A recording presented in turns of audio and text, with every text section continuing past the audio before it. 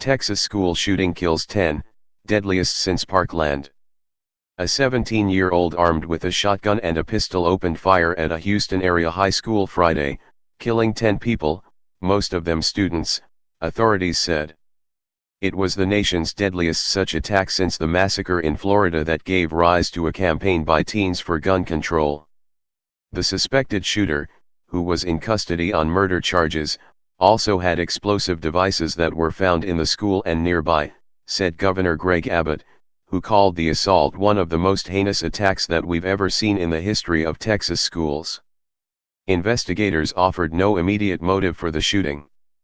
The governor said the assailant intended to kill himself but gave up and told police that he did not have the courage to take his own life. The deaths were all but certain to reignite the national debate over gun regulations, coming just 3 months after the Parkland, Florida, attack that killed 17 people at Marjory Stoneman Douglas High School. It's been happening everywhere. I've always kind of felt like that eventually it was going to happen here, too, Santa Fe High School student Paige Curry told Houston television station KTRK. I don't know. I wasn't surprised. I was just scared.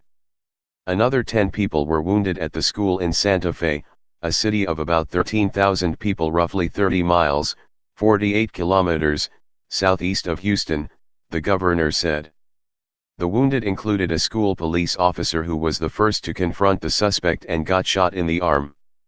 Hospitals reported treating a total of 14 people for injuries related to the shooting.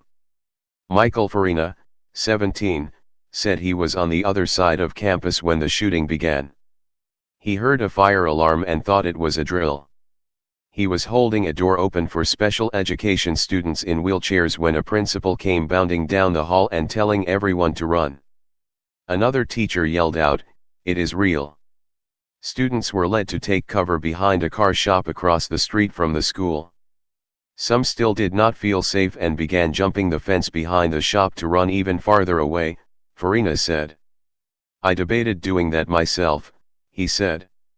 The gunman yelled surprise before he started shooting, according to Texas Representative Michael McCall, the chairman of the House Homeland Security Committee. The suspect was identified as Demetrius Pagortzis, who appeared to have no prior arrests or confrontations with law enforcement. A woman who answered the phone at a number associated with the Pagortzis family declined to speak with the AP. "Give us our time right now, thank you," she said. Pagortzis made his initial court appearance Friday evening by video link from the Galveston County Jail. A judge denied bond and took his application for a court-appointed attorney. McCall, a former federal prosecutor, said he expects the Justice Department to pursue additional charges, possibly involving weapons of mass destruction. Pagortzis played on the junior varsity football team and was a member of a dance squad with a local Greek Orthodox church. Acquaintances described him as quiet and unassuming, an avid video game player who routinely wore a black trench coat and black boots to class. The suspect obtained the shotgun and a .38 caliber handgun from his father, who owned them legally, Abbott said. It was not clear whether the father knew his son had taken them. Investigators were determining whether the shotgun's shortened barrel was legal, Texas Senator John Cornyn said. The assailant's homemade explosives included pipe bombs, at least one Molotov cocktail and pressure cooker bomb similar to those used in the Boston Marathon attack, authorities said. While cable news channels carried hours of live coverage, survivors of the February 14 Florida attack took to social media to express grief and outrage.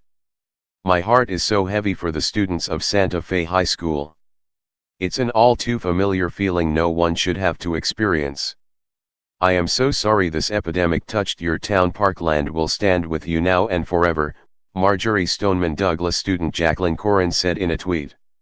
She also directed her frustration at President Donald Trump, writing, "Our children are being murdered and you're treating this like a game. This is the 22nd school shooting just this year. Do something." In Texas, senior Logan Roberts said he was near the school's art room when he heard the fire alarm and left the building with other students. Once outside, Roberts said, he heard two loud bangs. He initially thought somebody was loudly hitting a trash can. Then came three more bangs. That's when the teachers told us to run, he said. Map locates Santa Fe High School in Santa Fe, Texas, site of a fatal school shooting Friday. At that point, Roberts said, he told himself, "Oh my God, this is not fake. This is actually happening." Roberts said additional gun control measures are not needed, citing the need for defense against intruders. "What are you going to do if some guy comes in your house and points a gun at you? You can't do nothing with a knife," he said.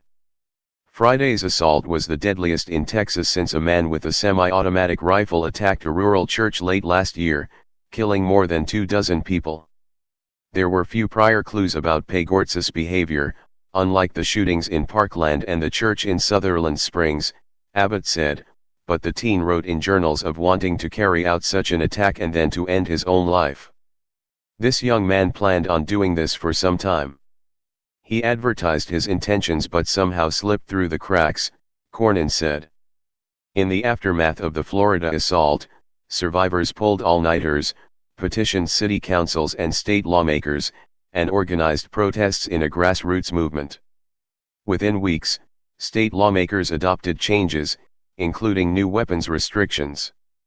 In late March, the teens spearheaded one of the largest student protest marches since Vietnam in Washington and inspired hundreds of other marches from California to Japan.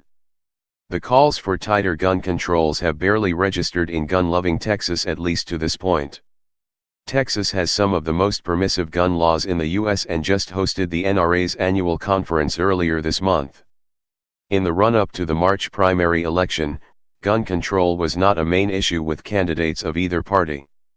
Republicans did not soften their views on guns, and Democrats campaigned on a range of issues instead of zeroing in on gun violence. ______.